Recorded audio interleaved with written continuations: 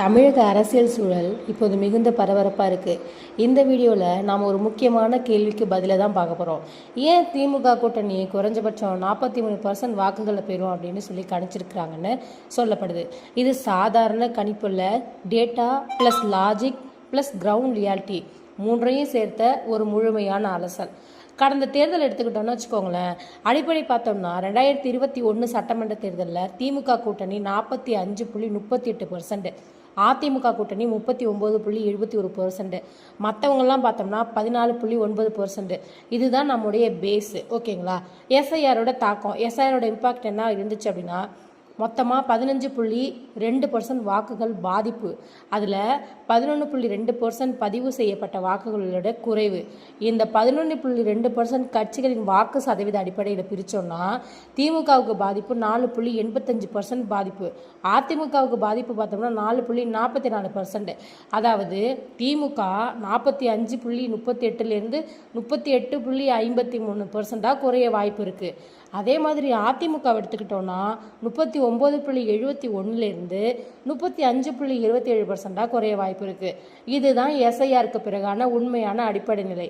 புதிய வாக்காளர்கள் பார்த்தோம்னா 27.5 லட்சம் பேர் புதிய வாக்காளர்கள் வந்திருக்கிறாங்க. இதுதான் கேம் சேஞ்சர் அப்படின்னா, இது அடிப்படையில் பார்த்தோம்னா தாவேகா 35%, திமுக 30%, அதிமுக 25%, மற்றவங்க 10%. திமுகவுக்கு கிடைக்கும் 10.83 லட்சம் வாக்குகள். இதன் மூலம் திமுக வாக்கு விகிதம் +2.23% இன்க்ரீஸ் ஆகும்.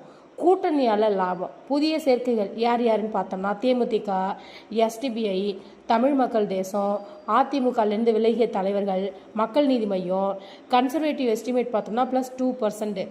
இப்போ ப்ரோ ஈக்குமெண்ட்ஸ் அதாவது நலத்திட்டங்கள் பார்த்தோம்னா +3%. அடுத்து ஓவர் எஸ்டிமேட்டட் ஒர்ஸ்ட் கேஸ் பார்த்தோம்னா -5%. ஃபைனல் கால்குலேட் பார்த்தோம் அப்படின்னா ஸ்டெப் பை ஸ்டெப்பாக பேஸ் ஆஃப்டர் எஸ்ஐஆருக்கு அப்புறம் 38.53%. Adjusted with odd count adjust பண்ணால் கூட எவ்வளோ வரும்? 41.10%. நியூ ஓட்டர்ஸ் +2.23%, அதாவது 43.33%. அலைன்சஸ் பார்த்தோம்னா +2%, இப்போ 45.33%. ஃப்ரோ இன்குபென்சி பார்த்தோம்னா +3%, இதில் 48.33%. இப்போ ஆன்டி இன்குபென்சி அதாவது எதிராக இருப்பாங்க இல்லையா, அது மாதிரி பார்த்தோம்னா -5.33% தான். ஃபைனல் ஒர்ஸ்ட் கேஸ் அப்படின்னு வந்தால் கூட 43% கன்ஃபார்ம்னு சொல்லப்படுது. ஏன் இது முக்கியம்னா சீட் இம்பேக்ட். இந்த 43% என்ன செய்யும் அப்படின்னா 6%லேருந்து 8% ஓட்டை கேப் உருவாக்கும். அதாவது 20,000லேருந்து 30,000 வாக்கு வித்தியாசம் வரும். 200 தொகுதிகளில் வெற்றி சாத்தியம். அதிமுகவை பாதிக்கும் காரணங்கள் என்னென்னா பாமக உடைப்பு, கொங்கு பெல்ட் பாதிப்பு, தாவேகா ஓட் ஸ்பிளிட்டு, சசிகலா என்ட்ரி, தென் மாவட்டங்களில் பிரிவு, இவை அனைத்தும் சேர்த்து ஆப்போசிஷன் ஓட் பேங்கையும் உடைக்கும். இந்த 43% ஒரு சாதாரண எண் இல்லை.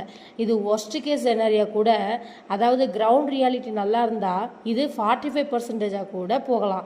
அதுவே லேண்ட்ஸ்லைடாக மாறும். இந்த அனலைசிஸ் உங்களுக்கு புரிஞ்சிச்சுன்னா லைக் பண்ணுங்கள், உங்களுக்கு கருத்தை கமெண்டில் சொல்லுங்கள், சேனலை சப்ஸ்கிரைப் பண்ண மறக்காதீங்க. அடுத்த வீடியோவில் இன்னும் தீவிரமான பொலிட்டிக்கல் பிரேக் டவுனுடன் சந்திப்போம். தேங்க்யூ.